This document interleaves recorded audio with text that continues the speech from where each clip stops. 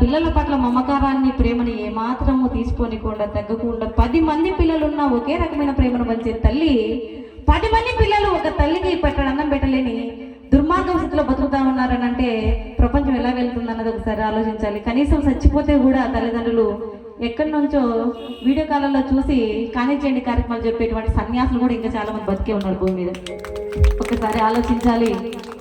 ఈరోజు నీకు పెళ్ళయింది, నీకు పిల్లలు ఉన్నారు, నువ్వు ఏ మార్గంలో నడుస్తా ఉన్నావో అదే మార్గంలోనే నీ పిల్లలు నడుస్తారు. ప్రతి పిల్లలకి మొదటి గురువులు తల్లిదండ్రులే కాబట్టి నువ్వు చేసే ప్రతి మంచి నీ పిల్లలకే దక్కుతుంది, ప్రతి చెడు నీ పిల్లలకే దక్కుతుంది. కాబట్టి ఆడది తప్పు చేశానంట, పాపం చేశానంట ఆడదానికి అంటదంట, మగవాడికి అంటుతుందంట. మగవాడు పాపం చేస్తే తన పిల్లలకి అంటుతుందట. ఇది అందరూ తెలిసిన సత్యమే, పురాణాలు చెప్తా ఉన్నాయి, మీ అందరికీ తెలుసు. కానీ అన్నీ మర్చిపోయి ఈ డబ్బు మోజులో పడి, ఈ టెక్నాలజీ మోజులో పడి, పెళ్ళ మోజులో పడి, పిల్లల మోజులో పడి, ఆస్తుల మోజులో పడి వాళ్ళు ఎంతో మంది తల్లిదండ్రులు దిక్కులేని వాళ్ళ రోడ్ల మీద తిరుగుతూ ఉన్నారు. ఒక్కసారి ఆలోచించండి. బయటికి వెళ్ళి చూడండి, తల్లిదండ్రులు లేని పిల్లల్ని అడగండి, అమ్మ లేకుంటే ఎట్లుంటుందని అడగండి. వాళ్ళు చెప్తారు పూట గడవక, పెట్టేటోళ్ళు లేక, వండి పెట్టేటోళ్ళు లేక దిక్కులేని వాళ్ళే తల్లడుగుతున్న పిల్లల్ని అడగండి, తల్లి విలువేనన్నది చెప్తారు. నాన్న ఎంత కష్టాలైనా సరే కడుపులో పెట్టుకుంటాడు.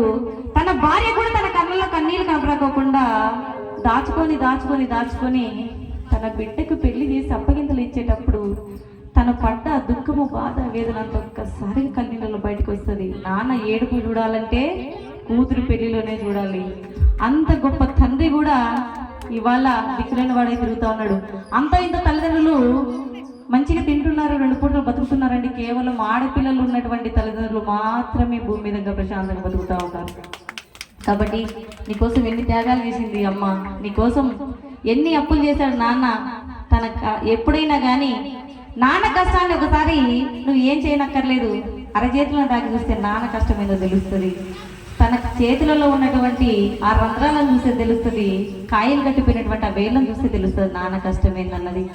అమ్మ తన ప్రాణాన్ని పనంగా పెట్టి మనకి జన్మనిచ్చి చిన్న దెబ్బ తగిలితేనే అయ్యో అబ్బా అని అల్లాడిపోతాం. అలాంటిది కత్తులతో కడుపంతా దున్నించుకొని తన బిడ్డకి జన్మనిచ్చిన తల్లి వాళ్ళ దిక్కులేని అయిపోతుంది, చాతగాని అయిపోతుంది. వృద్ధాప్యంలో ఎక్కడ అనాథాశ్రమంలో బతకాల్సిన పరిస్థితి తీసుకొస్తా ఉన్నాం.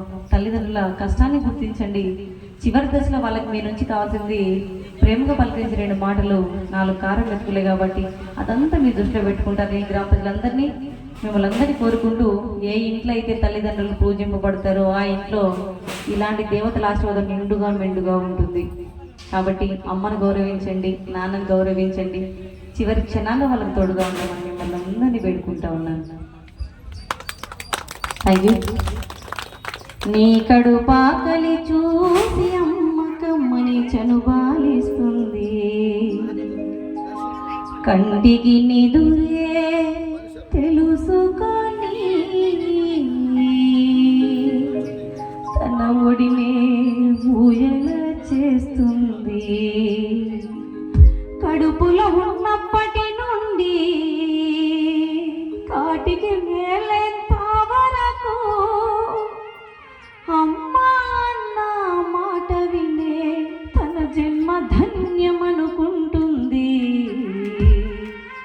అనురాగాల పల్లవిరా అమ్మ ప్రేమరా, మమతల కోవెల మణి దీపం మన మాతృమూర్తిరా.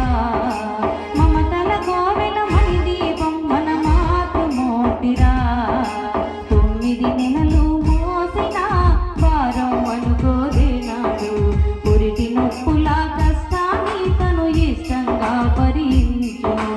నెత్తురు గుట్టుగా నిన్ను చూసి తన కన్నీళ్లతో కడిగేసి మలమూత్రాలను తుడిచేసి మల్లె పువ్వుల నిన్ను చూసే అనురాగాల పల్లవిరా అమ్మ ప్రేమరా. మమతల కోవెల మణి దీపం మన మాతృమూర్తిరా.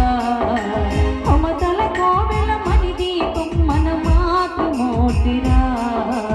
అమ్మకు స్వార్థం తెలియదురా, ద్వేషం మాటని ఎరగదురా, తేడాలసలే చూపదురా, అమ్మకు అందరూ ఒకటేరా.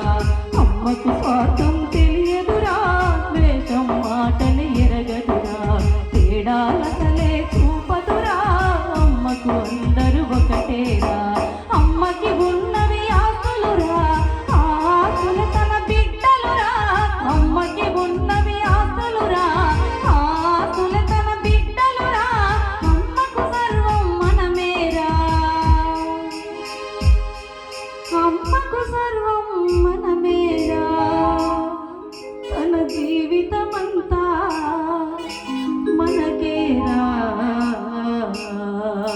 అనురాగాల పల్లవిరా అమ్మ ప్రేమరా మమతల కోవెల మణి దీపం మన మాతృమూర్తిరా మమతల కోవెల మణి దీపం మన మాతృమూర్తిరా మమతల కోవెల మణి దీపం మన కన్న తల్లిరా. Thank you.